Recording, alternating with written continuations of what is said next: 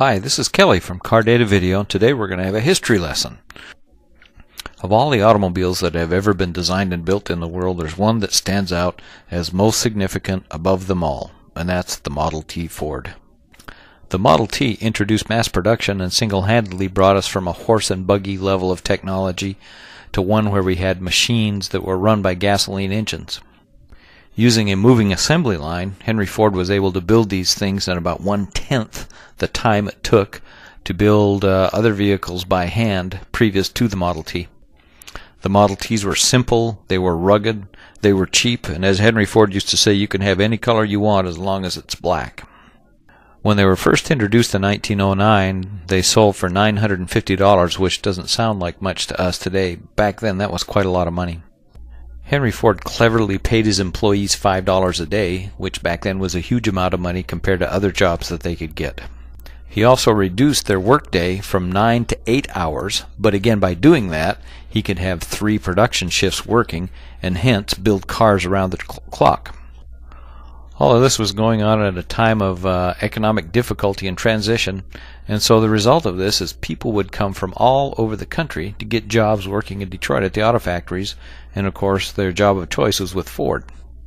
Production of the Model A's went for 19 years, from 1908 to 1928, and the last ones that were built that weren't very much different from the very first ones that he originally produced.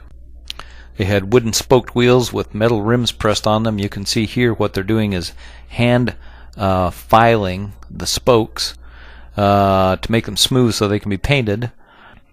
The engine was a ridiculously simple, by today's standard and light, 177 cubic inch, which is 2.9 liter, 4-cylinder engine, which produced 20 horsepower.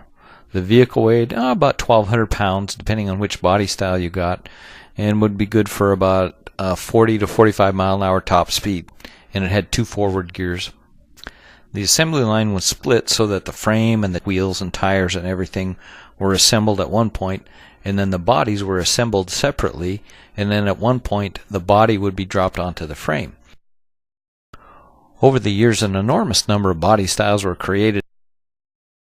You had a touring car, a roadster pickup, a ton truck, a closed cab ton truck, a coupe, a 2-door, a 4-door, a center door, a station wagon, and a convertible.